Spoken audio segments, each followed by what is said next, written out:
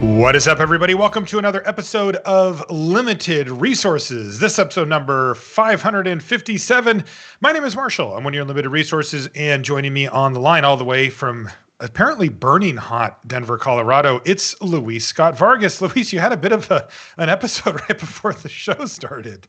So we were supposed to record about half an hour before we did, but my neighbor across the street, their garage apparently caught fire, and our whole block came out to see because there was a bunch of fire trucks on our street, and they were getting the hoses and yelling and, putting out the fire. But it managed. That our neighbors weren't even home, so they're going to get home and I guess see a burned garage. That's not going to be too fun. I don't really know what the procedure is there, but that was something. That is scary, yeah. And I think that your neighbors are probably going to go through a phase where they feel very frustrated and then very lucky. Because losing your garage is one thing, but losing your house is a whole nother thing. And I'm glad to hear that the fire department got out there and took care of it and that everything's good on your side of the block as well. We've got an Amonkhet check-in. We're going to Amonkhet Remastered. We did a primer show for it. Or what did you want to call it, Luis? Mastering Amonkhet Remastered. Right. So we did that show. And Luis tried to trick me into naming it that, which I somehow just completely missed and kind of felt bad about because I like the name. And then realized that he actually named Constructed Resources that this week. So they would have been the same. So somehow I dodged that bullet on accident. But anyway, we did our primer for it. And we had a chance to play it. And wanted to give you a quick check-in to let you know kind of what our impressions were and maybe any adjustments that we wanted to make along those lines. And then we still have so many questions left over from the Q&A episode from before. So we are going to dive in and do as many of those questions as we can get to in our time frame here. And that's going to be the show. So first things first. Got to talk about our sponsor, channelfireball.com. A few things to mention with CFB. U-Box We Buy. So U-Box We Buy is the one of the best URLs I've heard for sure. But it's zero hassle and it's zero risk. If you have a bunch of cards sitting in a box and you're just like, I can't deal with these. Like, I don't need them. I could use the money. I want to get them out of my hands. You can box them up and send them in to Channel Fireball, and they will do the sorting and the pricing and everything, and they will send you an offer. And if you'd like to take the offer, great. It's a done deal. You get it processed and you can get your money, etc. If you decide not to, they'll send it back to you. And that's it. So it's that easy. So you can take your whole collection or whatever subset of it that you'd like to get rid of, and they made it easy to do this. And I know that there's a lot of people that the cards just accumulate and they start to become a real issue when you don't really need those ones anymore, but they're taking up all the space, and this is a great solution for that. So you can go to channelfireball.com/uboxwebuy, and you can get the details on that. There's an FAQ on there, and it tells you how it all works. And so you can get any of the information you want, but it's just another of the great services from Channel Fireball. Of course, if you do end up buying anything over at Channel Fireball, do me a favor and put in LR for your affiliate code. That lets Channel Fireball know that you heard about them from us and that you're a listener of the show. And that way, that when they look at the numbers and stuff, they go, oh, hey, maybe there's something is to this whole LR thing over there. Not that I think that they don't currently, but still, it's always nice to have. Don't worry, I know a guy on the inside, so yeah, he likes one of the co-hosts quite a bit. Yeah, so do me a favor and do that. Affiliate code is just LR, just those two letters. That's it. Again, and then the last thing, of course, over at Channel Fireball, CFB Pro is available. So if you want to go deep, look, you get the videos and stuff in the free section, but the really in-depth content, the full deck breakdowns, those type of guides and stuff, you're going to want to get CFB Pro for that. And there's a link in the show notes for CFB Pro. It's actually cool. If you want, you can get it basically for free. Free is not really the right word, but it costs $10 a month on one of the plans, but you also get $10 in Channel Fireball store credit for that. So if you were going to spend the $10 on average a week or a month, for it, you're going to get that back in Channel Fireball store credit anyway, and that means that it's net zero for you, and you get access to all that extra in-depth content. So make sure you check that out as well. If you want to support the show directly, it's the patreon.com/limited resources, and this is the way that we support the show fundamentally. And so, to everybody who's on the Patreon now, we just want to say thank you to everybody in our chat right now. That's right. If you're a patron, and this also does come on CFB Pro as well, but if you're a patron, you get access to a stream of us recording the show live, like right now, right here. There's a group of people watching us record it. These videos do go up on the LR YouTube channel as the video version of the show later on. But if you want to interact with us live before and after the show, we'll say hi to everybody in the chat, and we'll usually answer a few questions or just joke around or whatever. If you're a patron on any level, you get access to that. And then at different levels, you get access to different types of content from us as well. You can check it all out at patreon.com/limited resources. And once again, we want to say heartfelt thank you to everybody who supports us on there. Let's do an Amonkhet Remastered Crack-A-Pack, Luis. First things first is our common. It is strategic planning. One in a blue sorcery. Yeah, look at the top 3 cards of your library. Put one of them in your hand and the rest in your yard. It's got a little bit of extra zing with Embalm because you can, mill over an Embalm creature while selecting something else. But no, I would not be taking this card. Yeah, I always found that I was too greedy for that anyway, and I just took the Embalm creature because I'm like, well, why not get it twice still? Anyway, Aerial Guide is next to in a blue 2/2 flyer. Whenever it attacks, another target attacking creature gets flying until end of turn. Solid little card. Yeah, it again doesn't perform quite as well as it looks because blue is not always aggressive, but I have liked it in blue-red prowess, which I think is actually one of the better decks. So I'm okay taking a first pick Aerial Guide, though I prefer not to. I think my first 4 drafts, I think 2 of them were blue-red prowess. I definitely found myself kind of going in there. Yeah. Next is, it's our friend Oasis Ritualist. 3 and a green, 2/4 taps to add a mana of any color. You can tap it and exert it to add 2 mana of any color. So I got to admit that when we talked about Amonkhet Remastered, we're like, well, there's Amonkhet on the one hand and there's Amonkhet Hour of Devastation on the other. We expect this to be somewhere in the middle. It's not really somewhere in the middle. It's slightly slower Amonkhet is what this format is. Yeah, and it's quite slight. It is we'll talk about it a little more in depth, but the broad strokes is that it is a fast format, and even a card like Oasis Ritualist suffers in an environment like that. You can still totally play this card. It just isn't the absolute all-star that we were hoping it would be, I think. Yeah, and I am not looking at first picking this. I think I would first pick Aerial Guide over Oasis Ritualist, which is not a pick I expected to make coming into the format. So I'm pretty down on green. It bums me out. Next is Oashra Cultivator. That's green for an 0/3. You can pay 2 and a green, tap it and sack it to search your library for a basic land and put it onto the battlefield tapped. And then shuffle. This card is crap initially and is even worse now. It's trash. Yeah. Next is Anointer Priest. Like, this is the type of card that actually goes up a little bit in value. 1 and a white for a 1/3. Whenever a creature token enters a battlefield under control, you gain a life, and it has Embalm for 3 and a white. Cheap interactive creatures that can help buoy your life total, can be good against the hyper aggressive decks. Yeah, you don't want this in your aggressive deck because it's not an aggressive creature, but I found it to be pretty decent in like the black-white zombies deck when it ends on the more controlling side. It can be pretty annoying for your opponent. Great with Oketra's Monument. We didn't really mention the monuments last week. I do think that enough people pointed out, hey, you didn't mention Oketra's Monument, and it's not a bomb in the sense that it's not a glory bringer, but it is really, really good. So the White Monument in particular is one worth considering. And yeah, because we did mention the monuments and we said we didn't like them very much, but we forgot to mention how much we actually do like Oketra's Monument, which is an excellent card. Yeah, so that was a fair point. I saw that online too. I was like, oh crap, I forgot about that one. And of course, the way I got reminded of it was my opponent played it against me, and I was like, oh, I will say this bucks the trend a little. When I was streaming Amonkhet, I drafted a black-white all-removal deck that had multiple Trespassers Curse, the enchantment that drains them for a point. I watched you draft this, yeah. And they played a White Monument when they just shouldn't have played it because it just killed them. Because every time they played a creature, they just lost 4 life. It was amazing. You found your niche. I like it.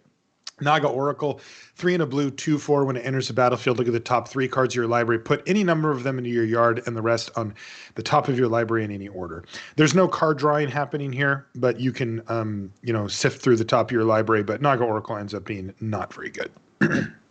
Next is Pouncing Cheetah, 2 and a green, 3/2 with flash, total filler, doesn't end up being very good either. Doomed Dissenter, 1 and a black, 1/1. When it dies, you get a 2/2 black zombie creature token. I've been playing this card pretty frequently in black white specifically. You get a bunch of zombie synergies, and then start to finish the split card that's 2 and a white, make 2 1/1s and 2 and a black. You get to cast it from your graveyard and sack a creature to kill a creature. Works really well with Doomed Dissenter, and people for some reason don't think start to finish is good. I just get them 5th pick all the time. So it's a card that definitely has been doing well. Plus, like Doomed Dissenter into I'm not like blank on the name. The 3 and a black 4/5 that gives 2 -1 -1 counters. Oh yeah, I forgot. Soul Stinger or something like Soul that. Stinger, and then when it dies, you get so counters or something. Dissenter into Soul Stinger just gives you a 4/5 and a 2/2 for 2 mana and 4 mana, which is pretty solid deal. Yeah, definitely. And again, you'll see the emphasis that we're kind of leaning towards is on cheaper cards that affect the board, like Anointer Priest or Doomed Dissenter. You need to be able to get down on the ground. Yeah, against like an Amonkhet's Avenger, right? The 3/1 that exerts to be indestructible. I mean, Doomed Dissenter gets to chump it after they have to exert it, or it's a trade. So they exert it, you chump, they don't untap. And then 2 turns later, you've either attacking them with the zombie, or you can block with the zombie, and it blocked Amonkhet's Avenger for kind of 4 turns. Right, and kept that thing, kept your life total way higher. Next is Thresher Lizard, 2 and a red, 3/2, but it gets +1/+2 as long as you have 1 or fewer cards in hand. This is a good card. Yeah, I think I'm still on the aerial guide here, but Thresher Lizard is a fine card. Yeah, I am too. I mean, I'm still looking at Ritualist, Guide, Priest, and Dissenter of like the colors that we like, and then Lizard's the only red card. Next, the Camel, Supply Caravan, 4 and a white for a 3/5. When it enters the battlefield, if you control a tapped creature, you get a 1/1 white warrior creature token with Vigilance. It comes with a pilot if you've got a tapped creature. Yeah, I mean, it's fine. It's not a good card, but if you need a high-end card, it is good with Amonkhet's Monument because it just makes it a little cheaper, and that actually matters. Here's some sad. So here's Trial of Knowledge, one of my favorite cards in the format probably, but very, very slow. 3 and a blue for an enchantment. When it ETBs, you draw 3 cards and discard a card. And when a cartouche enters the battlefield under your control, you can return Trial of Knowledge to your hand. I mean, it's this awesome card draw engine, and I read it and I just think like pay 4 mana, take 8 damage or something. Yeah, it's powerful enough that I would play this in my blue decks. Yeah. But you just can't take this card over an interactive card. And look, here's the thing that's kind of a struggle in these aggressive formats for control decks is if you say, oh, this format's so aggressive, I can't put Trial of Knowledge in my deck. I mean, that's understandable. Like you said, you look at this card and you're like, wow, I'm just going to take so much damage when I cast it. The problem is if you leave out all those cards, then you're not even a control deck. You're just playing a blue deck full of fair cards, and you're not in. The game's going to go long, and you're still going to lose because you're not getting an intrinsic advantage. So when you don't have time to cast card draw spells, it might be a good time not to be in a control shell, because that's how you get an advantage over people. Granted, there's cards that kind of change that paradigm. Like Oasis Ritualist is actually a really good card that is a good defensive creature and ramps you, does all the things you want. But when the format's really hostile to a good rate card, like Trial of Knowledge is solid. It's Sift for 4 mana. Like that's just a good card. If the format punishes you for casting that card, maybe you shouldn't build decks that try to cast that card, which is not something I want to admit, but is true. That being said, if you end up, say if you're blue-red and you end up with like 2 Magma Sprays, an Open Fire, and 2 Unquenching Thirst, then yeah, I'm all in on the Trial because you have all this cheap card advantage or cheap removal and ways to convert into card advantage. Sift for 4 mana, huh? Yeah, that's what Sift does. Yeah, it also costs 4 mana. That's what I'm saying. I'm just saying Sift has just been a classic strong effect. Yeah, and this one, of course, allows you to get it back. I'm not even looking at that because I just can't even imagine needing to do that or getting the opportunity to. Well, so the 2 things that come to mind with that. One, so if you play a cartouche, you get to return this to your hand, but cartouches really don't go well with this particular type of trial. Like the one, the red one where you're doing 3 damage to something, great. Like I can pick that up later and I can be an aggressive player and actually do that. But Trial of Knowledge, I don't want to play a bunch of auras in my control deck. I mean, the other thing that comes Cartouche of Knowledge is the different. It's fine, but I'm still worried. Like I need my blockers. If I just go Cartouche of Knowledge and my opponent has mana up, I'm really concerned about that. Yeah. And anyway, and then the other thing is that if you do take Trial of Knowledge here, fine. but you need to drastically downgrade any other future card draw spells that come down. Like, this is your card draw spell. Like, you have got that base covered. You probably don't even want a second one unless you have a very, very special deck. Next is Unconventional Tactics, the 2 and a white sorcery.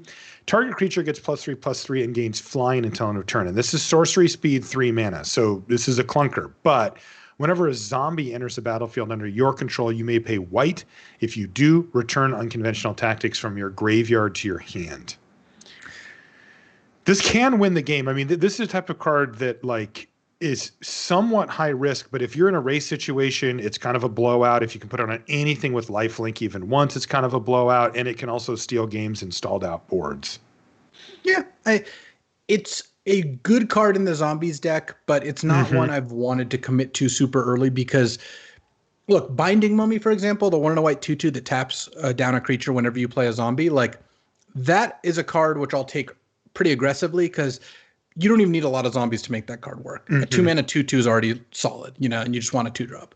Unconventional Tactics, if you have fewer than like 6 or 7 zombies, then the card is just not that good. No. And as a result, actually, my brother, who's been drafting this quite a bit, described it pretty well when I was talking to him. It's not a trap, but it's trap adjacent. In that you it's not necessarily bad to take this card because it's a good card in the right deck, but you really shouldn't be taking this early. Like, I would not take this over any of the good white early creatures or even something like Talkrop Elite because you just want a card that's going to be good in your deck regardless of where you end up. And this card, it's not a 10 when you have a bunch of zombies. It can still be too slow.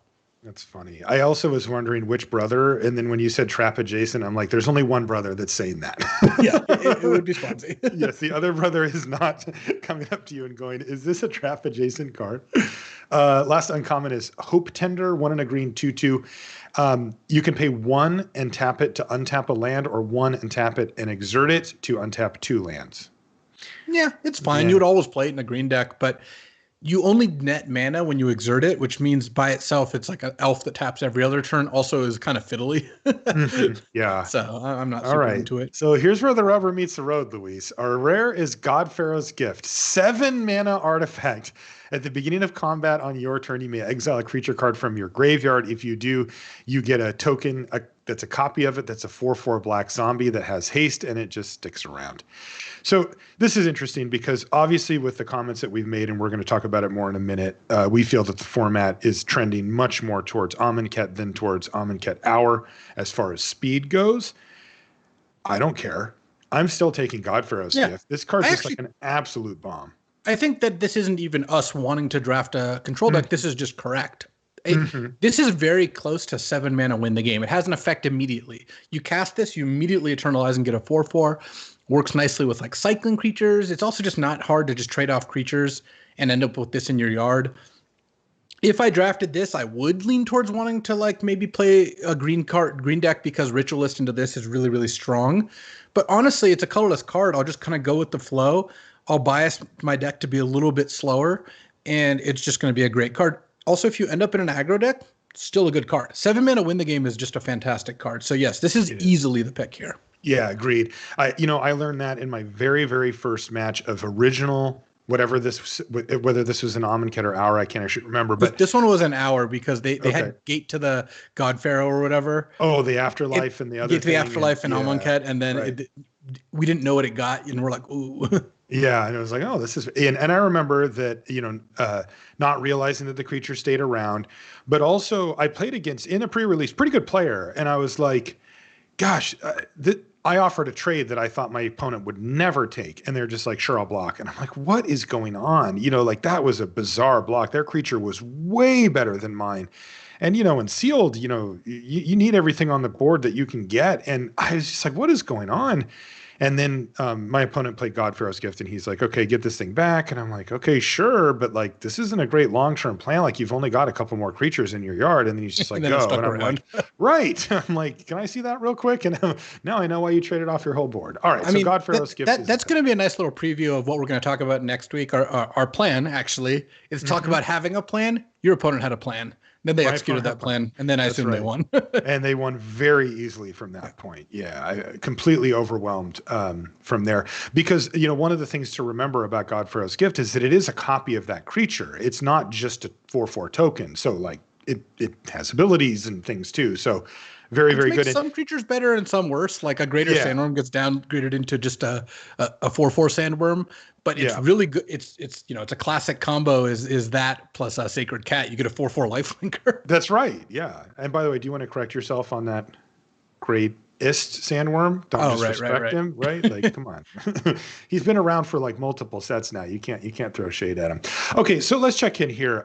We've given you the broad strokes already in the sense that, at least from my experience, the format has played way faster.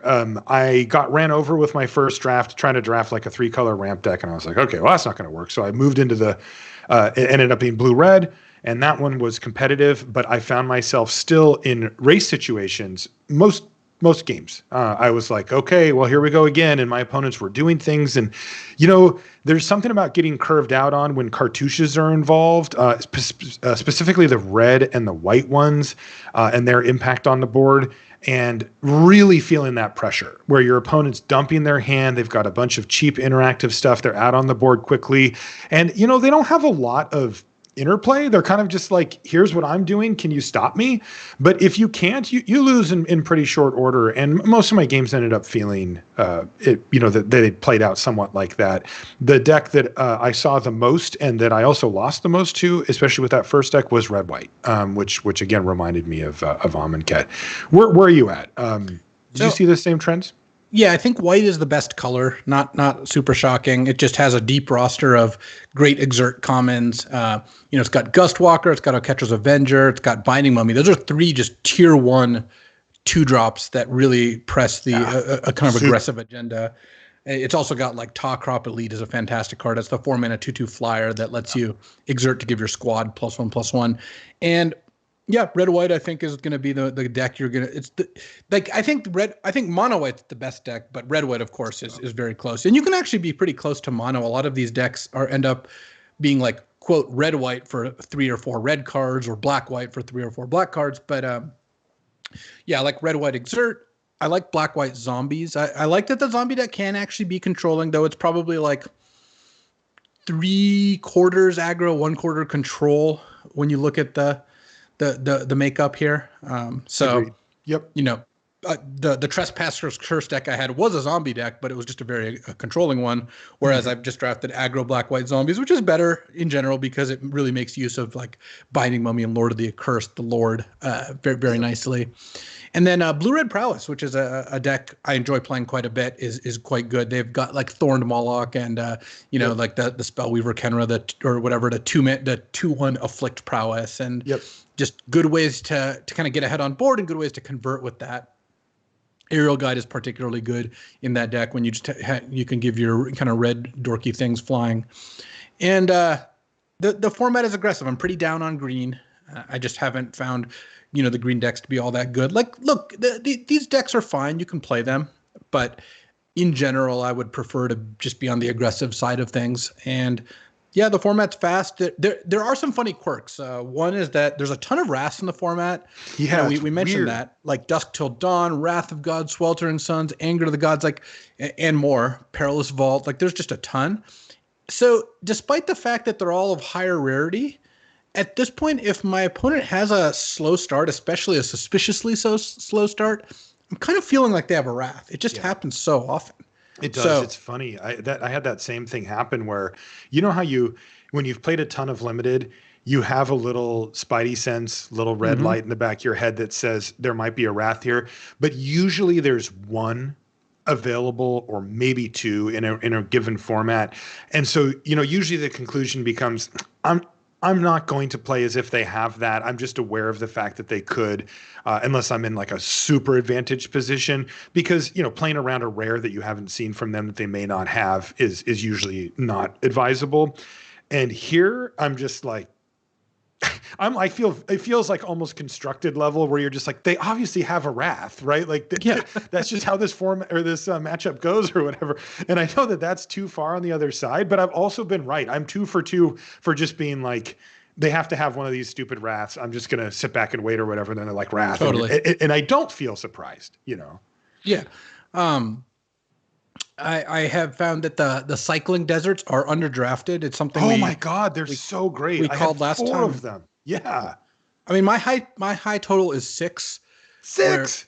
Wow. Yeah, it's just awesome. You just never get flooded. So not only do I still take them, I guess I don't take them as high as I thought because I know you can get them, but I also like Sand Strangler, for example, the 3 and a red 3/3 that deals 3 to a creature on ETB if you've got a desert in play in your graveyard. I just always slam that card because it's just trivial to pick up 2 to 3 deserts, So the desert synergies are very, very good as a result.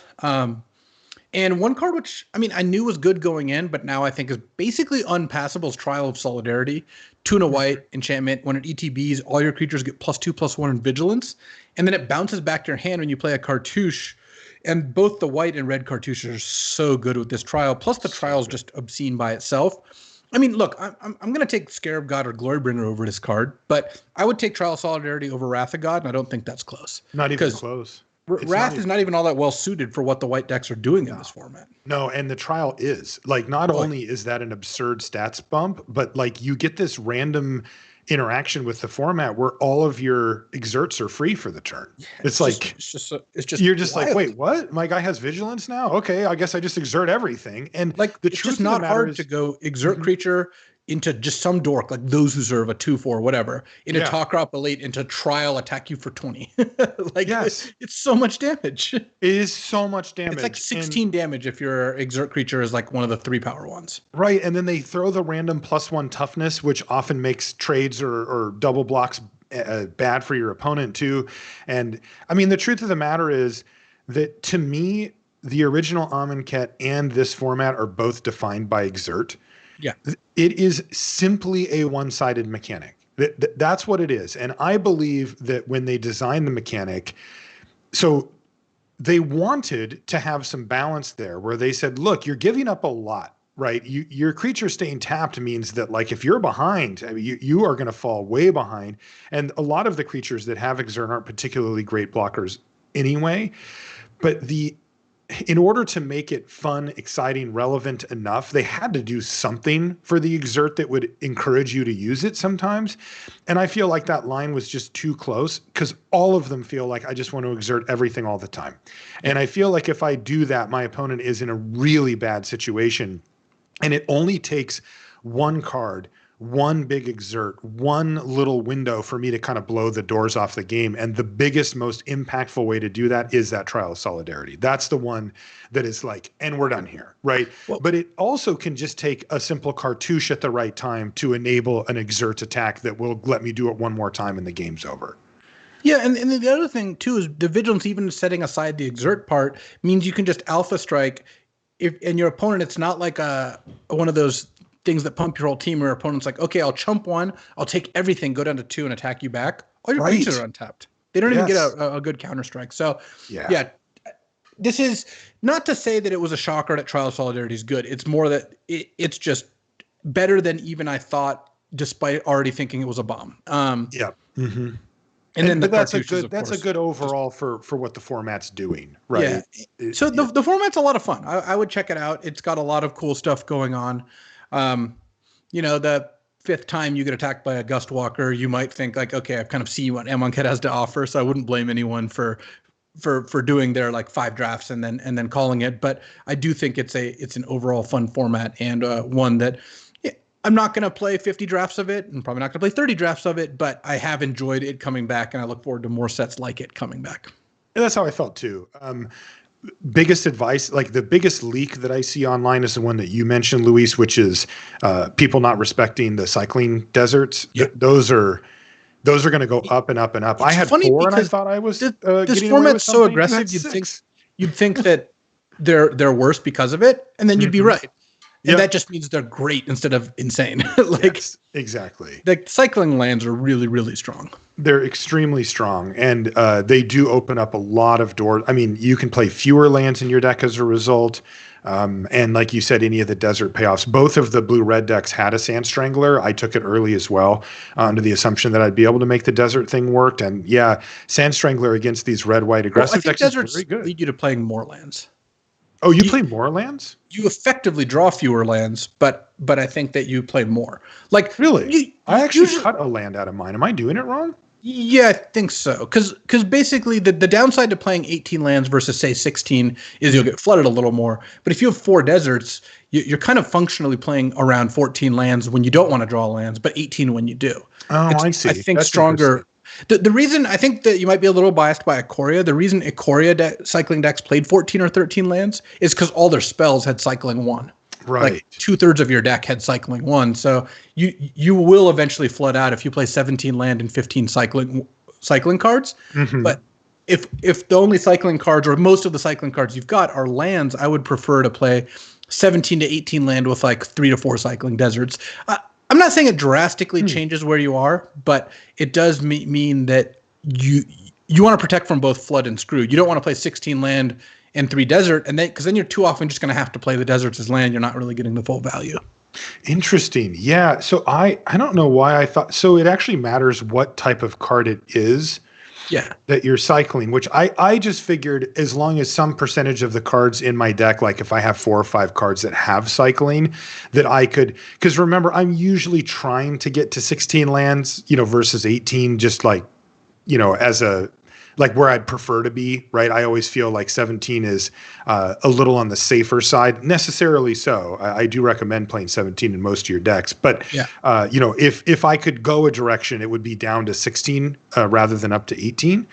And I guess my mind translated it to, I have 4 or 5 ways that I can cycle a card away if needed, and therefore I will trim on that and use that as my excuse to go from the probably 16 3/4 lands, that I'd prefer to play down to the 16. But I see what you're saying there. Other I somehow cycling didn't cards put that together. Yeah, push you that direction. Like if let's say you're a red-white deck and you don't have any deserts, but you have a bunch of cycling cards. Yeah, like you have, let's say you're straight red or white, you have 2 deserts Ceradon, Daru's Resolve, another cycling card. Yeah, I'm more inclined to play 16 land or so. But I think desert cyclers in particular pay you off for playing more land because it means you're less likely to want to play them, and you kind of get to have the best of both worlds there. Yeah. Most of the time, I'm still on 17 lands. It doesn't really change that, but it is not something that really I factor in to push me down lands. Yeah. Anyway, I agree with you. It's a fun format. I don't think this is an all-timer, right? This isn't one of my favorite formats or anything, and the remastered version certainly isn't going to change that.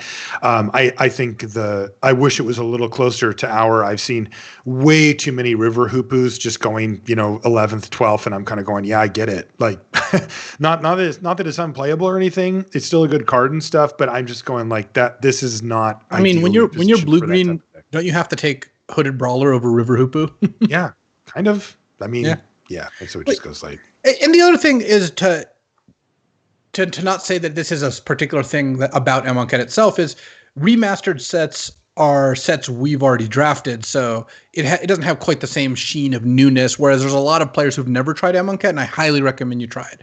Yeah. It's a good set. I mean, this is a fun set to play. And this is, by the way, this is a very nice encapsulation of what that format was. Yeah. Like this gives you what Amonkhet sort of broadly felt like. So if you're interested, you can check that out while it exists. Okay, let's get into our questions here, Luis. We barely even got into them, to be honest, and I'm sure we won't be able to finish this either. But that's a good thing because it means the questions are so good from our patrons. Again, if you want to be able to give us these questions for our Q&A shows that we do once per set cycle, at least once per set cycle, and then also when we have guests and stuff, I'll usually throw it out there. You just have to be a patron, any level, and you'll see the post go up when I ask for it, and you can comment with your questions. First one this week comes from Todd, who says, if drafting online so the games are out of pod, would you prefer to draft with people who are better or worse at limited? It kind of depends what your goals are. I mean, it cuts both ways. So let's say your goal is to maximize your win percentage. Mm-hmm. I know that to some degree, people say like, well, it's better if you draft with people who are good because you can read signals. And that's not, it depends on what the skill differential is here. Because to some degree, that's true. Where, like let's say I'm drafting next to Marshall and Marshall's like passing me a bunch of black cards. I can be pretty confident Marshall's not in black, whereas sometimes you're next to someone who doesn't really know how to read signals or necessarily what they're doing, and then they end up going into black after passing you 3 great black cards because they didn't realize they passed you 3 great black cards, and you're like, oh man, I got cut off. What's going on? Mm-hmm. The reality is, if your goal is to maximize your win percentage, you're not talking about quality of opposition, or you don't want good games. You just want to win the most. You just want to be next to the less experienced people because they'll just pass you 5th pick great cards sometimes because they won't know they're great. Like, they don't know that cycling lands are actually very valuable, right? So, and it's still on you to read signals because eventually they're going to take cards of a specific color. Like, it's not like they're a random bot where they're just drafting, a random card every pack. So you are going to get to dial in on what they're drafting probably, and then from there on you get to profit because, sometimes you sit next to someone and you're drafting the same color, and if they don't know the set very well, they could take a mediocre card over a great one, even in the same colors. Yeah, that happens. There's actually a kind of famous anecdote about Zvi back when people did Rochester draft, which is horrendous draft format. Do not recommend. It's face-up BDM's, drafting. By the way, have been trying to bring it back. Yeah, he wants to do an online Rochester draft. I mean, it's the boomerist of draft formats. Not going to lie. It's terrible. And this is from someone who's done a lot of them. So it's face-up drafting. So imagine 8 players are around the table. The first player opens a pack, spreads it face-up on the table, takes a card, and then the next player takes it, and it goes around till the last player who takes 2 and it wheels back. The goal, it's easy to not be in someone's colors there because, like, the first person takes a red card, next person takes a black card, and then you're like, well, I should take a blue card here instead of another black card. Zvi was next to someone who took a bad red card over a good one in a Pro Tour and immediately took the red card, like slammed it, declaring, I'm going to be in red because you do not know what red cards are good. That's not where you want to be. So yes, in general, like, I get that people say that good players will read signals better, but I think that you generally, if you want to have the best deck possible, you just want to be around the people who don't know what cards are good. So I personally would rather draft with good people because I think it's more fun, but whatever, people can determine whatever they want. Well, but remember, Todd's question was for, you're going to be playing out of pod. So it might be more fun for the actual draft portion, but you're not going to play them, Yeah, but I'm just saying in general, I'd rather, when I draft, I also like practice. Like that's part of the reason, like when I had a big tournament with Ikoria coming up, I would prefer to draft on Magic Online just because all the people there are inveterate grinders, and I'd rather just have the competition. Yeah, I'm the same way. I mean, I get it if you're going for absolute maximum win percentage. If that's your only goal, then you would rather have inexperienced drafters. But I mean, it's rare that that's actually the case. And I don't know. I'm sure you're like this too, Luis. We're both very competitive people. And, if you sat down and there's an inexperienced player next to you and they ship you some mythic bomb and you're just like kind of rolling your eyes. You're like, well, obviously I'm going to take the stupid card, but like, this doesn't reflect reality in any way, right? Like, it's just somebody doesn't know what they're doing at the table. And, so you just shrug and take the cards. I mean, there's nothing you can do, but it kind of deflates the meaning behind it a little bit, at least for me, if somebody just has no idea, Yeah. I mean, look, a good way to describe it is, I would not enjoy Magic if all my opponents mulligan to 5. Right. That's a good way to look at it. Yeah. I will say, though, when I'm playing for $10,000, I'm going to root for them to mull to 5. It just depends on the context. When I'm playing at home, online, or practicing, I want to play against just the best competition possible. I love when I get paired against the Magic Online grinders who I recognize and I know they're going to give me a good fight. When I'm playing in the Pro Tour for large sums of money, of course, I would rather my opponents stumble and miss their third land drop so I can win. Yeah. I mean, I would recommend to you, just if you ever found yourself, say, game 5 of the finals for $50,000, probably not to mulligan to 4. I didn't enjoy that. I will say that. And then it was a double whammy because that led to the London Mulligan, which I think has been a net negative for Magic. So they're oh, it's your fault too. Oh, wow. Good. I mean, I'm not going to say it's my fault, but I do think that went into the decision to some degree. And by that, I mean, I'm very confident of it. Yeah. Man, that was one of the hardest things for me to commentate, for sure. I was so heartbroken for you, but as a professional, For sure. Had to get excited for Andrew, but yeah.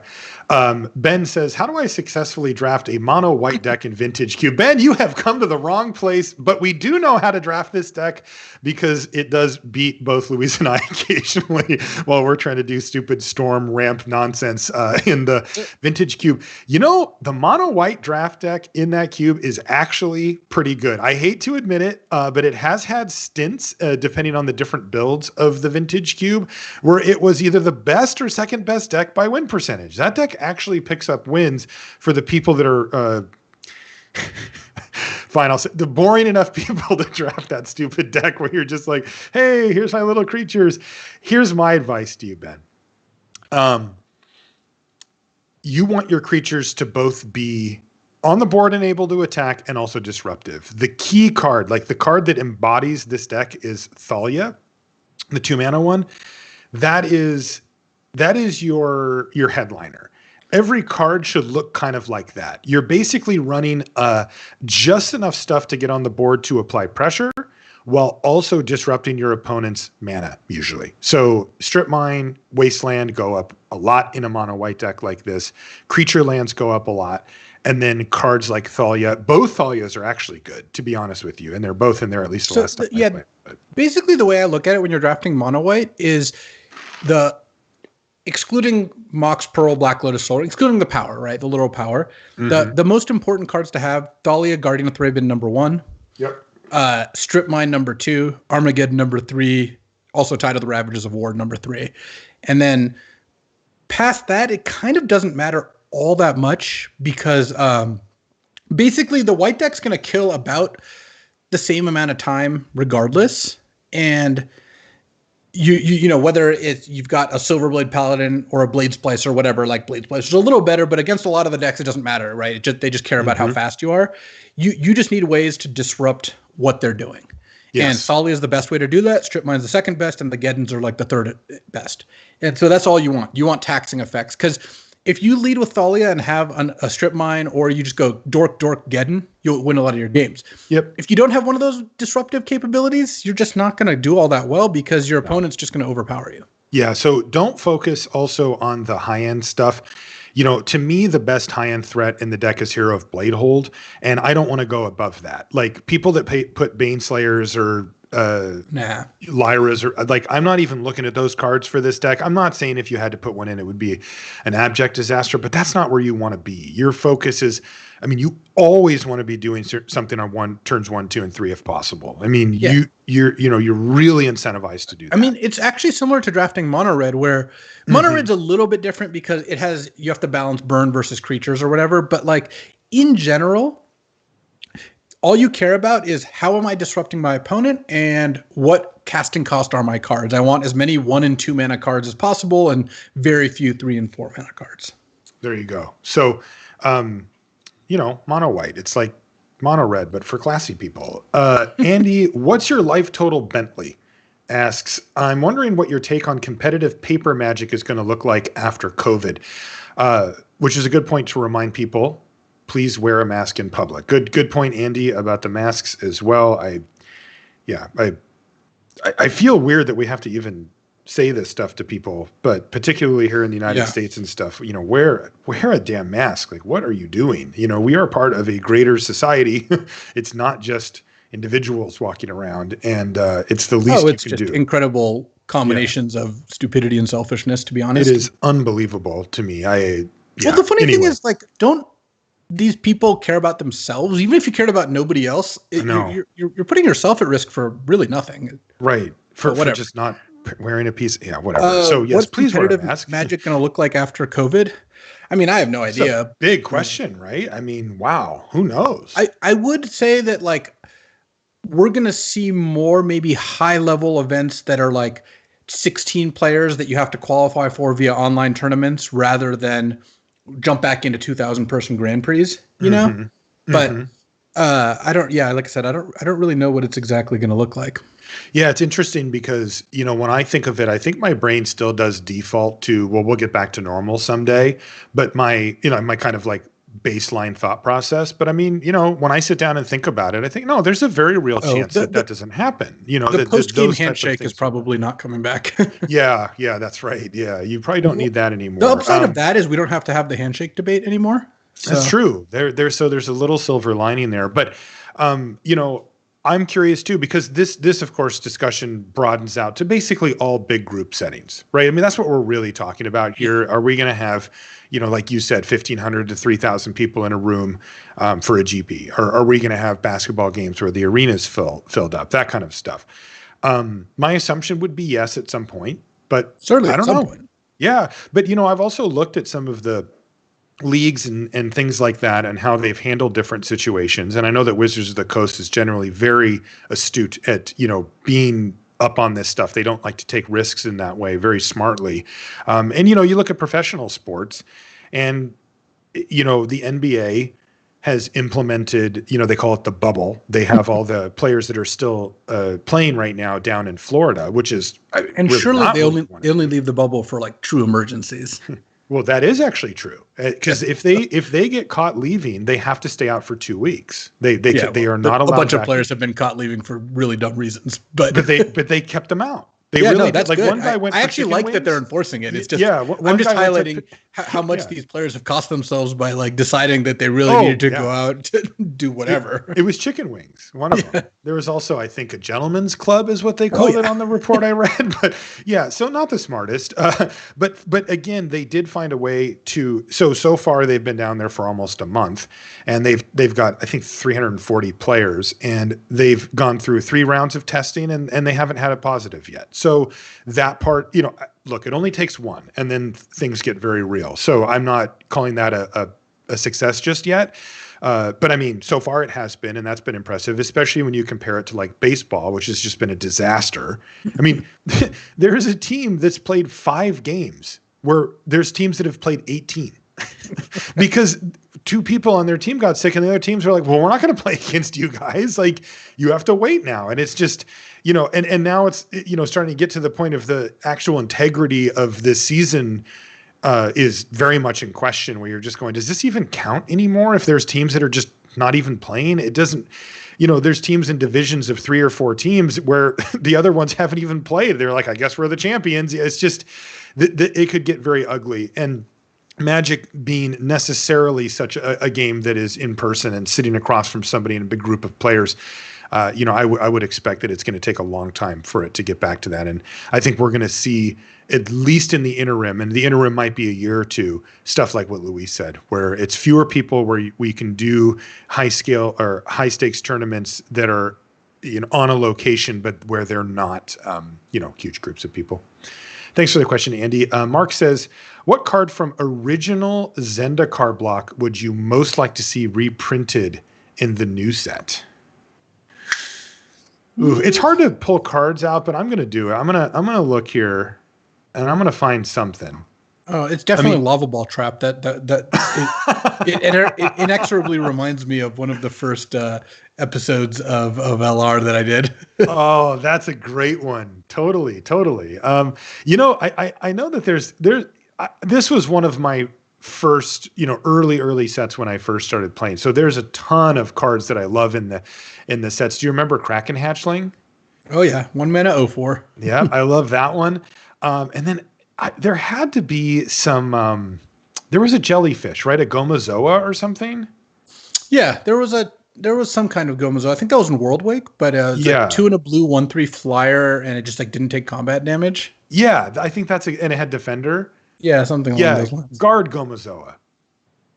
That's what it was. And I want that to come back. I'm just a big jellyfish fan. Did I tell you that me and Woody saved a jellyfish? No. Sometime? Yeah, we were at the beach once and we saw a jellyfish and we saved it. So you're nice. welcome, jellyfish, yeah. They're not very proactive when it comes to saving themselves once on the sand, it turns out. Eric says, as an intermediate player trying to learn from the pros, I get information on Magic from a variety of sources, great podcasts like LR and others, streams, YouTube videos, Twitter, etc. I'm always struck by how different players can have widely different takes on cards or even an entire format. See LSV versus Ben S on I will say that's just completely overblown. I didn't say Gyre Engineer sucks. I just said it wasn't a bomb. Totally. So, I know. There's just no room for nuance in these discussions. And Ben, of course, liked the joke, and he would bring it up every time he saw Engineer. But we got to talk about that, because that is, I think, part of the answer for Eric.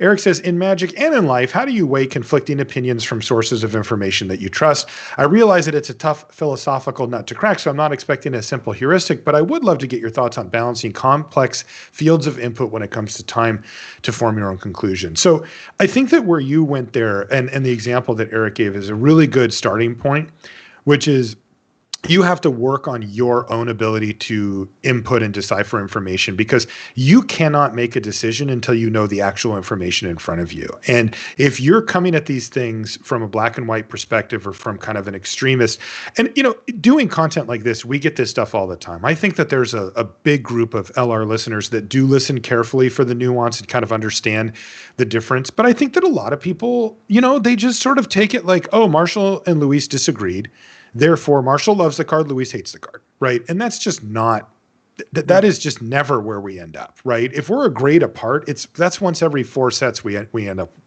like that.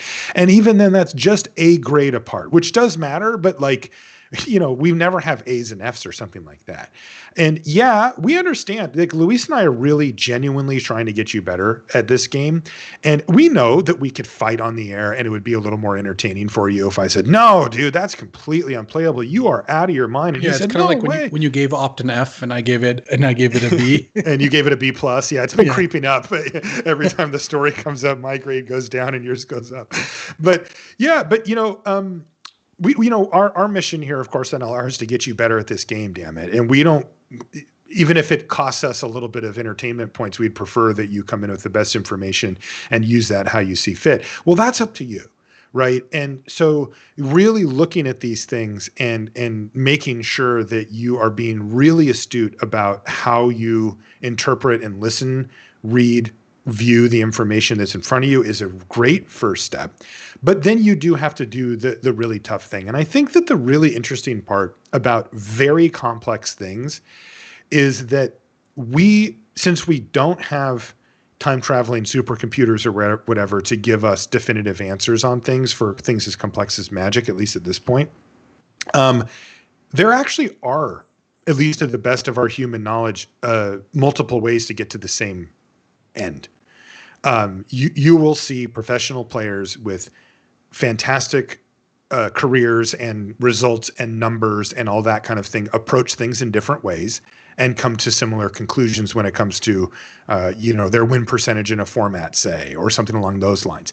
You go up to like a Sam Black, who approaches things usually from a different way versus somebody, I don't know. I don't want to put two people against each other, arbitrarily, but, somebody who has a much more like straightforward viewpoint. But you could also get to the end of them having drafted a format 100 times and they're both sitting at 70% win percentage, and they've done so with different decks, different approaches, and different opinions on the format. So you should keep your mind open to the fact that both could be correct. Now, if they disagree with each other directly, you're going to have to make a judgment call. But hey, I've seen it 100 times where, as I became a commentator and I became better friends with Luis and some of the other pros, and I started to get access to the limited meetings that would happen at the Pro Tour. And, I kind of figured that it would be a lot more consensus, but there's a fair bit of disagreement that doesn't get settled. It's just, I see it this way, and the other person says, well, I see it this way. And I think that most of the players in the room are smart enough to go, there's a good chance that I need to listen to both of these players here and not like side with one of them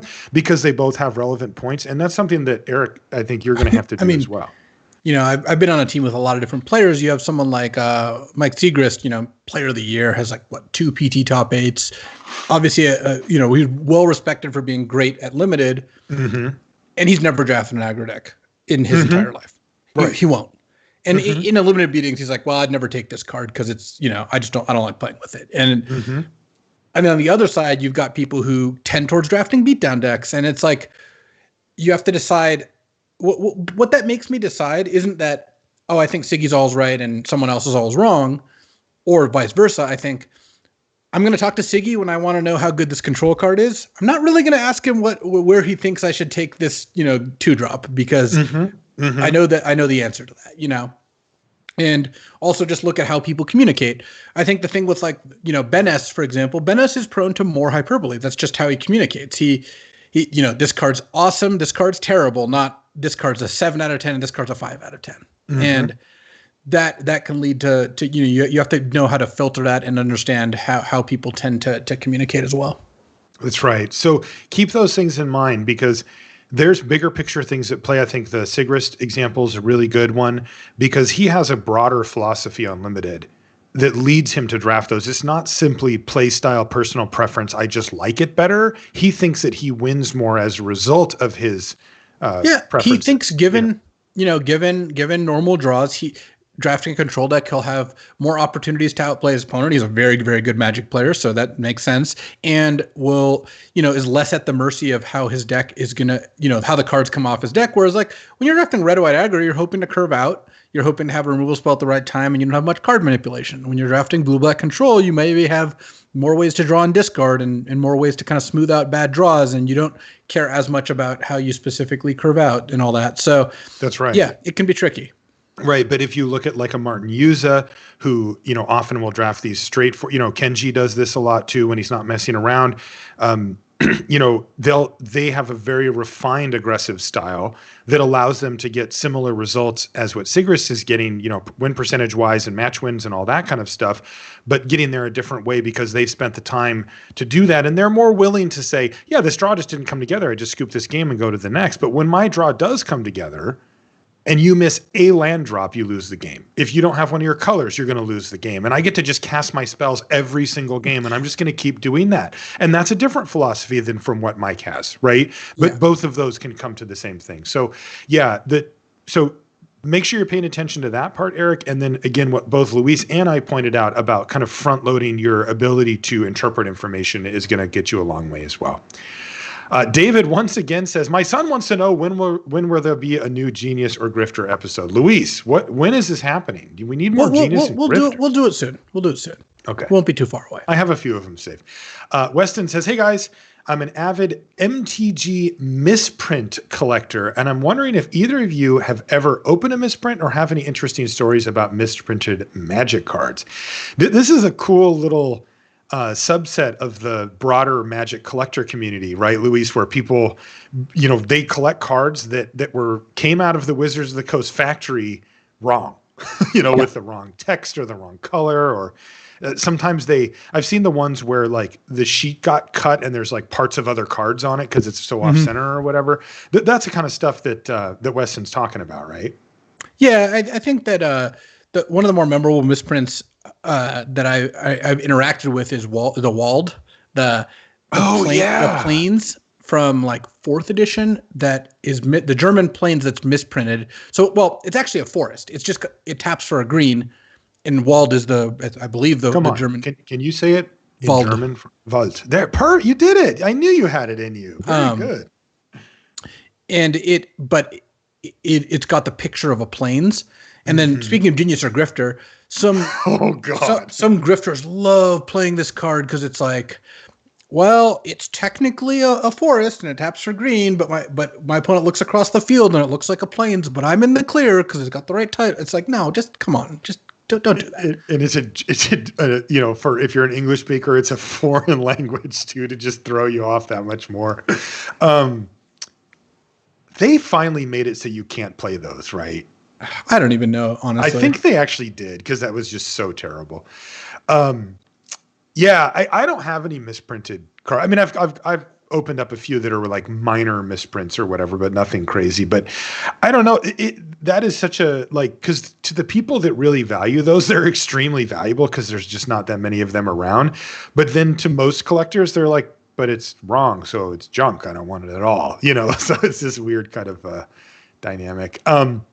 Patrick says, Dear Marshall, I'm a relatively recent listener and even more recent patron. While I greatly appreciate the wealth of advice you and LSV provide to your listeners, what pushed me to become a patron was your openness to discuss mental health and social issues. Oh, interesting. The day I became a patron was when I learned of LSV's meat delivery to cheer you up during your lockdown woes. Nothing says friendship better than gifting a good steak. Thanks for being good humans. Hey, that's really nice of you, Patrick. Thanks for saying that. That wasn't a planned thing. I just figured that since I was struggling and that it would be perhaps helpful. I'm actually a pretty private person. I usually don't talk about personal stuff too much on the show. But that's one where I felt like it might be able to actually normalize this stuff a little bit, help people a little bit. So I'm glad to hear that that was the case. Patrick says, on to my question. You recently mentioned the different, oh, and by the way, the stakes are gone, Luis. So good job. You recently mentioned the difference in caliber between mythic players on Arena and professional players. And yes, Luis, we are going here. At first, this shocked me because I worked so hard to get to Diamond. Great job, Patrick. But after some thought, I considered how much depth this game has and how much it takes me personally to adjust to new and different formats. What is the distance between a mythic level player on Arena and a bona fide pro? And what are the key characteristics required to bridge that gap? Yeah, baby. I'm putting you on the spot, Luis, because dang it, these are conversations that people that are entrenched in Magic like me, you, and a lot of the pro community have behind the scenes and sometimes on Twitter. But it drives me nuts when I see people thinking that they're the best player in the game because they got to a really high mythic standing or something, Luis, because I've seen the difference between players of that caliber and the best players in the game, and the gap is huge. Okay, well, it kind of depends on what you're trying to establish here. So the part where I'm going to challenge you a little, Marshall, here is I don't think it's bad for someone to say, I hit Mythic. That's awesome. That's a big accomplishment. It is. It is difficult to hit Mythic. It's especially difficult to hit like top 100 Mythic, and even more difficult to hit like top 10 Mythic. And those take a lot of dedication and time and skill. It takes all of those things. And I really don't want someone to listen to my comparisons that I'm going to get into and think that in any way I want to diminish that, because I don't. Because I think that all these disclaimers out of the way. Now you can tell us what you really think. But that's the thing, though. That's the thing. What I really think is that it takes a lot of dedication to do that.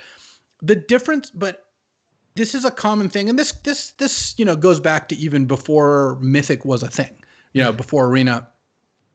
And this is something I actually remember. Paulo Vitor Domitorosa, who I believe is the third best player of all time, though I could see him being second. That he kind of addressed in his articles a lot, because the skill gap between the best non-pro players and the best pros, or not even like the baseline pros, like not even the best pros, but like let's say gold and above under the old system, is bigger than most people think. And Magic's a game of like really intricate decisions and small edges, and once you drill down, like, people just don't know how good the best players are because it's kind of hard to see that.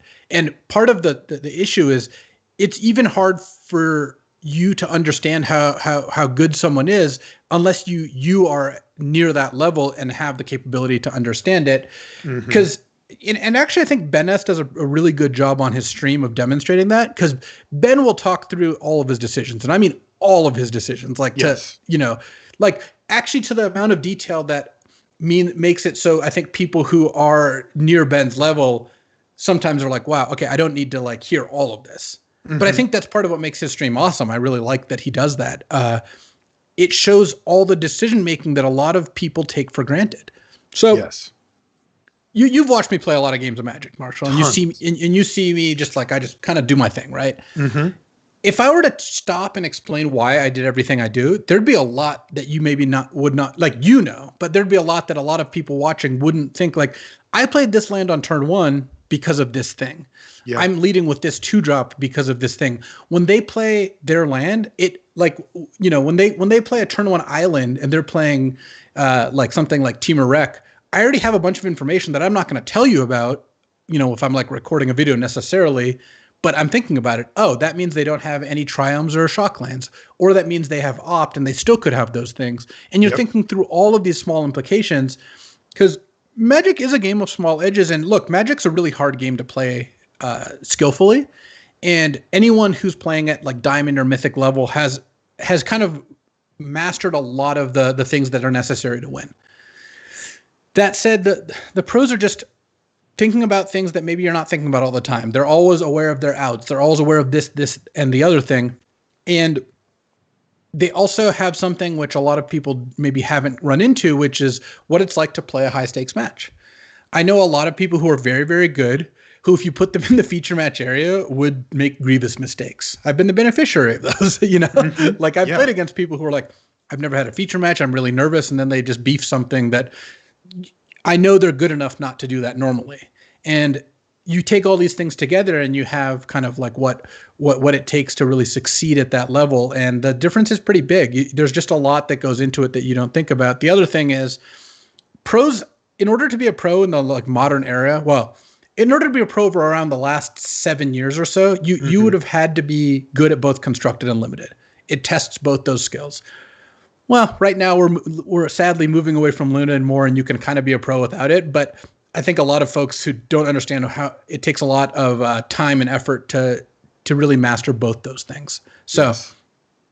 I think that having exposure to high level tournaments and high level players really is what will take to bridge that gap. And a lot of people aren't gonna, they're not able to do that, especially now that Magic tournaments aren't around. But almost all the people, like if you look at people who end up being platinum, like the highest level, again, pre-MPL, all that, most of them played a lot of pro tours. They played a lot when they weren't a pro, when they were starting to get into it. They've been gold or silver.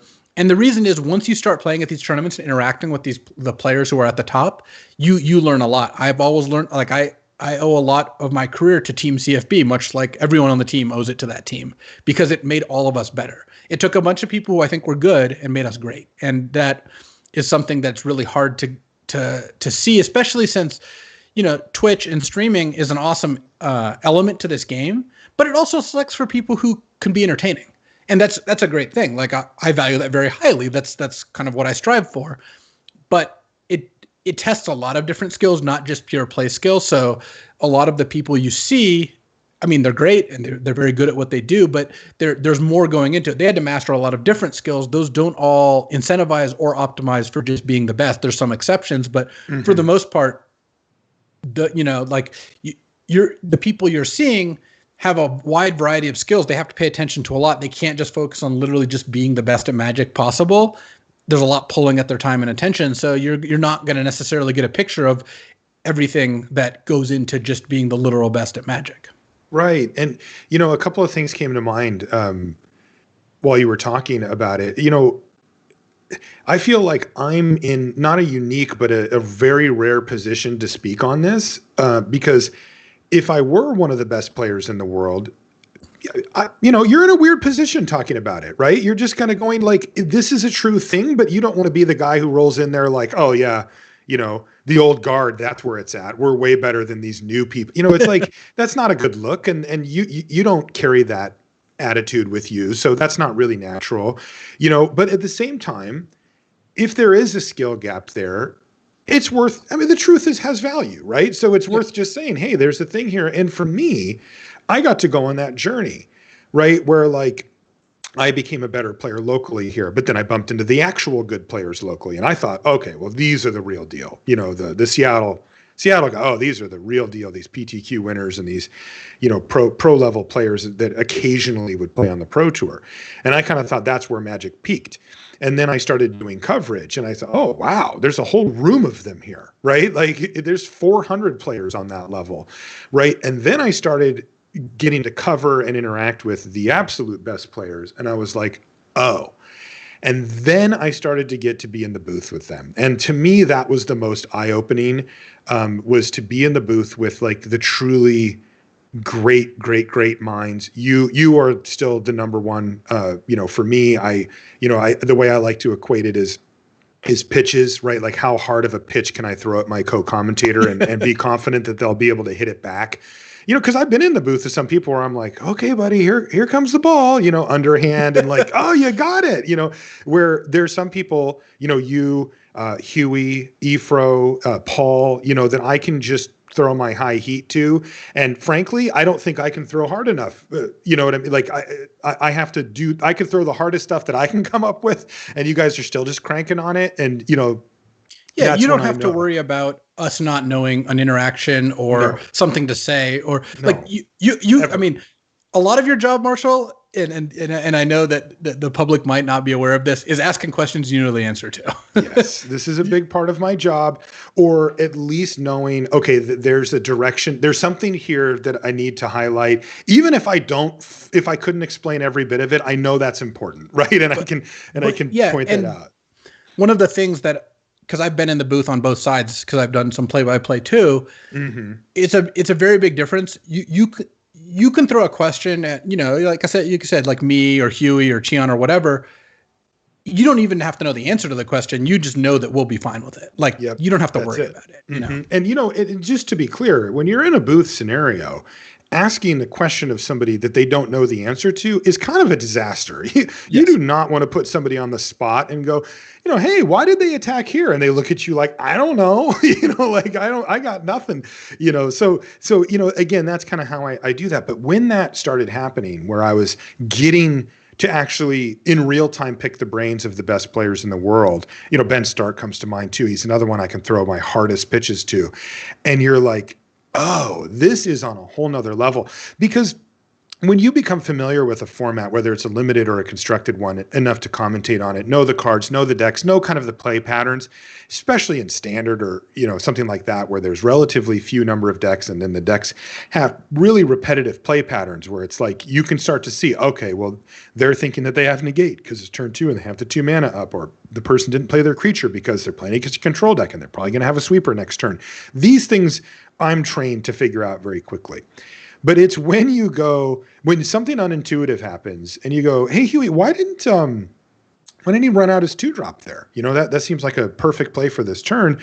And, Huey just snaps off like, oh, because turn 2, they had a tap land. And if they had played the untap land, then you would know that they didn't have this other card in their hand, so they can't have that. And that means that they probably have this because you wouldn't keep a hand that didn't have a 2-drop, but also didn't have Deafening Clarion on 3 or something. So it's a safe assumption that they have that. And you're like, that actually I didn't think about those 4 things strung together in the moment, That actually made me think about something that you also don't get very much while watching someone play online or, watching someone stream, is that the way Magic the Gathering looks when you're playing when you have 2 people who know, like 2 masters playing against each other, is a very different game. Yes. Because when you have, Yuya playing against Huey and you're watching them, and these are all tons of matches that we've both gotten to watch. Mm-hmm. Every action that a player take has a lot of implications, but they're aware of the implications and their opponent's aware of the implications, which means they get to take a lot of actions which wouldn't make sense against someone you don't know is good. Yes, exactly. Because, most players have to work really hard to get to the point where they can play like clean, competent Magic, right? Where they're relatively mistake-free for their level and doing things that make sense logically at each juncture. That's really hard. If you can get to that level, you are a Pro Tour level player or a Mythic level player easily. Like, those are really hard. But then when you throw in that wrinkle that you just showed is when you know when to divert from those things. And that's extra difficult. The one last point I'll make on this, because I know that, this is an interesting topic to me and a great question. So we're taking a little extra time with it, and hopefully it's interesting to you, the listener, as well. But we don't want to, go too deep on it. Or we've got lots of food-related questions to get to. That's right. We've got smoker stuff to cover. But the one last thing is incentives. The incentives for a streamer to become Mythic are very high, right? I mean, I hit Mythic, in the last season, and I felt good about it. Like what Luis said, I got 60 something or whatever for a little while at Limited. I thought, okay, cool. Like, I'm patting myself on the back. It's a nice accomplishment. I'm not a professional player. I'm not a pro level player at the level that any of these guys are at, the silver, gold. I could probably be in the silver range or maybe dip into gold if I really went all in or something, but I'm nowhere near, the upper crust of professional level players. And they have no incentive to get Mythic unless they're trying to qualify for a specific thing. And when they do, you see their names at the top. It's that simple. But if we unleashed, if they said, all right, anybody who's top 10 Mythic gets, $50,000 this season or something like that, I guarantee you that list would be just comprised of like a couple of online grinders, probably no, full-time streamers, because the fact of the matter is, if you're doing full-time streaming, you're dedicating a good chunk of it to being entertaining and not to being the best absolute player you can be. And then it would be all MPL rivals or just out of that range level players. And I would bet on that. So anyway, when you see those incentives shift, or when you see those top tier players really go to the top. Okay, let's keep going here. Atipong says, hello, Luis and Marshall. A power ranking for natively American food. That's what I need. So it's an interesting question because I'm super stoked to do it, except for that there's no such thing as natively American food unless you're talking about Native American food. Yeah. Right. So like, how are we categorizing this? Well, I think that there's a couple things, the United States, well, again, going back to the mask issue, does a lot of things poorly. We're kind of embarrassing ourselves. But one of the things that I think that this country does in a really excellent way is take things from other, because this country is a country founded on immigrants, right? Like besides Native Americans, who of course have suffered great injustices, this whole country is people who came from other places. And they bring a lot of their own traditions and, values and food. And one of the things that I think America does very well is the U.S. takes those and makes it their own in a way that, I think we like. Like American Chinese food is not the same as Chinese food, but it's delicious. And yes, it is. There's a lot of people who enjoy it. Myself, we're one of them. One of the things that I think is natively like American in the sense of, from the U.S. is barbecue. I actually also happen to think that's the best. I don't think that's much something that I think of as being outside the U.S., honestly. I think you're right. I mean, grilling happens. I've been in Germany and grilling happens. Australians are known for whatever. It. Yeah. But I agree. And especially if you go to the level that you're talking about, where you're talking about like barbecue food, like low and slow. So I actually think that's the best. America does that the best. I think that, ribs, brisket, that sort of thing. Hamburgers right now, it would have to be on this list. I love burgers. That's probably number 2. I actually think a nice smash burger is my favorite right now. Just like a really thin and crispy burger. Oh, God, actually, I'm not gonna lie. I got a smash burger press and it came today. Really? Yes. What does it look like? I did a video on that. Remember everybody always talks about the corn video every spring or whatever, every summer when the corn comes out. I did a video on how to make one of those based off the same book from Kenji Lopez Alt. He has a great recipe in the Food Lab about how to make, he called them Shake Shack style burgers, but the ones where you push them down. And I did a video. I almost swore. They are fantastic. A big stainless steel square with a handle. That's all. Okay, but it's really beefy, right? Because you know what I did? I used a large spatula for the ones that you get in those kits or whatever for your the barbecue. Grilling spatula kits. Yeah, it broke.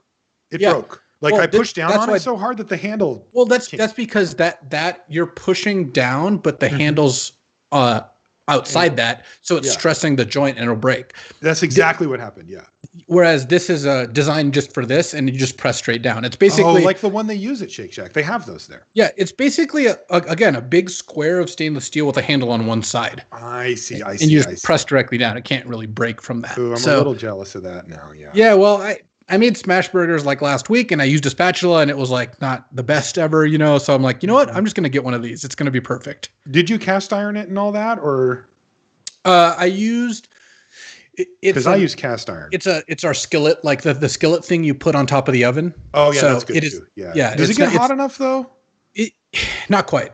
You might want to cast iron, but I might check out my insightful video. I'm going to cast iron it now that I have this thing. It's going to be easier to use this thing. Yeah, for sure. It was a little difficult. Anyway, I would rank it probably like barbecue, hamburgers. I actually think American pizza is different from Italian pizza or pizza anywhere else. Brazilian pizza, like I happen to like American pizza. I like all kinds of pizza, of course, but here's deep dish guy, right? I do love deep dish, and I think that's great. But here's one thing I actually don't like about the whole food talk. People get so mad when other people like different kinds of food. Like every time I post about like deep dish pizza, like, that's not pizza. This is pizza. Your thing sucks. My thing is great. And it's like, look. How about we just like say the things we enjoy and like talk about them, I know I can never decide if I like those because I like that people are passionate about it, and obviously like arguing about pineapple on pizza is like fun or whatever. But at the same time, it's like, are you actually trying to discourage me from eating the food I like to eat for just because you don't like it? Like that's not, what are we talking about here? I put pineapple on pizza. It tastes good, so I eat it. Like what are we, I saw the funniest clickbait article. It was basically a bunch of pictures of Italian people getting mad about food. Because it was all like Facebook articles about food and people in the comments who are like kind of clearly Italian, or, like, that's not food, that this is, that's not pizza. This is ridiculous. Why would you do this to your pasta? Like, yeah. Look, I do think like I would be mad if I was Italian as well, because people put the food out as like, hey, this is great Italian food. And they're like, that's not how we make it. Like, those aren't even the ingredients we use. You can call it whatever you want, but don't call it Italian food, right? Like, they invented it.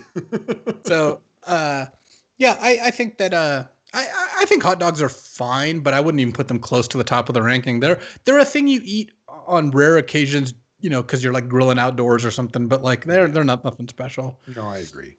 All right. So I like your rankings, and I definitely agree with you about the pizza being different here too. It is a morphed monstrosity compared. If someone wants like a really thin, crispy crust that just has marinara and a little mozzarella and basil or whatever, great.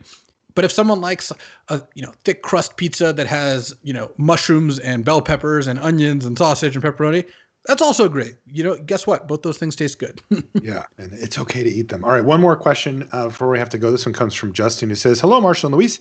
Is it strange being so present in a great deal of strangers' lives? Between streaming, podcasts, and articles, an avid listener may watch 5 hours or more of your content a week. It's always fascinated me that people who make their lives on camera end up being such an important part of someone else's life, even though it's a one-sided in the majority of cases. Over the years, I walked past Marcel and Luis at events and never thought it was my place to say hi.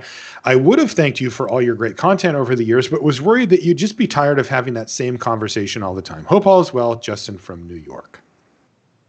I think that in general, I never mind people coming up and saying hi. There's some rare exceptions, but in general, like, this is the way I always say it is, it means we're doing our job all right. Like, if people like what we do and they're excited to talk to us, that means that we're doing a good job of getting people engaged and putting out content they like and making their lives a little better.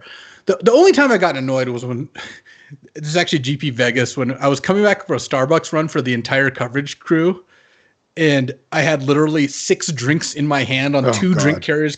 And and in the middle of the hall, there's not even tables around. Someone's like, hey, can you sign my playmat? I'm like, I really can't right now. Like, like, if you follow me then until I drop these off, sure. But like, they kind of expected me to stop and like, I guess put the drinks on the floor. I don't know. That was weird. For the most part, if you're just kind and just say hi and want to chat for a bit, totally fine. No issues with that. If just be a little mindful of the situation. Like, I know P. Sully and Cedric always, what would annoy them is if they are on their break from coverage and biting into a sandwich and someone's like comes up and it's like, just maybe pick your spots. That's all. Yeah, I've never minded that part. I've always liked talking to people and stuff, and always make sure I take the time to do so. For sure. The original question, about is it strange to be so present in strangers' lives, is I just had a lesson to learn on that, in the sense of like, I have the same relationship with other content creators, but I'm on the other side of it. And I've had a chance to meet them or interact with them, and, always respectful and stuff, like how Justin was talking about. And I have the same inclinations that Justin has, where I'm kind of going like, do I really need to be the 500th person to come up and say, hey, I like what you do? But the fact of the matter is that when I have done that, the interaction that they had with me was meaningful to me. It was really nice. And, I remember that going the other direction too, the best I can. The challenge is to manage time. That's the thing, because, we'll get multiple emails a day, multiple tweets a day, a direct message here or there, somebody wanting to do a thing, or can you talk about this on the show, or can you advertise for this, or, I'd love it if you'd retweet, and, kind of, it gets to be kind of this constant thing. And so, I just try my best to find the ways to interact in the ways that I can while still keeping my sanity, basically. Like, just not, like, no individual interaction is bad, basically, ever. It's just the volume can get a bit much because of how accessible being online makes you. That's the main thing. When I go to a GP to do coverage, that's part of the whole thing there. It's part of my job, I think. You know what I mean? I don't really view it as like, that's just a sort of a given. But when it's outside of it, it's like, do I have time to answer every DM? Do I have time to reply to every tweet? Do I have time to reply to every email? And the answer is no. But, I can read and I do read and take in everything that gets sent at me. So, I try to make sure that that's well known, and I'll use like the like button to show, hey, I did see this, or, a quick reply like, hey, thanks for the message, and that kind of thing. And that part of it doesn't feel weird or bad to me at all. And it doesn't suit my baseline personality. Like I said before, I'm actually kind of like a more reserved person who, doesn't, the being more like in the view isn't really like, I'm more about the work. Like I like doing this podcast. I like doing Marshall loves the spotlight. I do not, but I don't hate it or anything. And, I view it as like an important part of what I do. So. Look, it's a learning process. Like, one of the things I think for both of us is it's not like overnight, we're not like one of the, maybe like someone in a viral video who overnight everyone knows their name, Right. And then that's just like a weird transition. Like, wait, where did that come from? Mm-hmm. Our audience kind of built up over the years. We've put a lot of time and effort into this. We've both kind of seen, I remember when like I hit 10,000 Twitter followers and I was like, wow, this is awesome. I can't believe there's 10,000 people who want to listen to what I have to say. I bet a bunch of them are bots, and probably some are. But it was a process, and then you kind of get used to it and go from there. But yeah, it can be weird. Definitely can. Yeah, and go ahead. I was just at the end of the day, I like how passionate people are about the things that they care about, and that and we're lucky enough to be a part of that. Yeah, and I mean, I always try to keep that in mind as well, and just to strive for the balance of it all, because the thing that some people don't recognize, they go like, oh, well, what's it like to be famous? And I'm like, buddy, we're not actual famous. Like I've seen what it's like, like when a real a movie person or TV person or a big sports athlete or whatever, and they have to live some crazy, I don't envy that lifestyle. It looks awful. If anybody watched The Last Dance, the Michael Jordan documentary, I mean, the guy's just in his hotel room. He just can't go anywhere. He can't do anything. We have nothing like that, right? We have an awesome group of people that support and follow us, and we're super grateful for that, but we get to lead normal lives. So it's not that big. We get a glimpse of it when we're inside a like convention center, and that's our like domain. Walk out those doors though, and it's really not doesn't matter at all. And thank God, because like I don't think I could handle it. Yeah, I don't like that feeling that much. All right, Luis, I got to run, so we're gonna call it a show here. We still have a ton of questions, maybe bonus show or something to get these things out, because there's so many good ones. There's more food ones. There's like meat smoker resources is somewhere in here. I'm sure. We're going to expand the resources network. Don't worry. Yeah, there you go. But let's call it a show here. First, got to mention our sponsor once again, channelfireball.com. Make sure you check out channelfireball.com/ubox we buy. If you've got a collection of cards that you need to get rid of, all the details are there. And then of course, CFB Pro. If you do buy something from CFB, use LR as the code that you punch in at checkout there, and that'll let them know that you sent us, or that we sent you, excuse me. If you want to find us on social media, speaking of, I'm Marshall_LR and Luis is LSV. You can find everything related to the podcast at lrcast.com. Right on the front page, a bunch of links, and then every episode. Yes, Luis, every episode that has ever been put out is in the archive there as well for download or stream right on the site, so you can get access to old stuff, new stuff, whatever. You can go back and listen to all the old shows there at lrcast.com. That's going to do it for the show this week. We'll talk about having a plan next week. We'll see you then. And because Marshall does actually have to leave, we're going to cut the sign off short. But luckily for you, you can go to Constructed Resources and listen to the sign off there. So BK's got you covered. You're just gonna. I like it. This is very efficient. And he said I couldn't copy a sign off this week. Well, you know what? Oh, and look who's in the chat as well.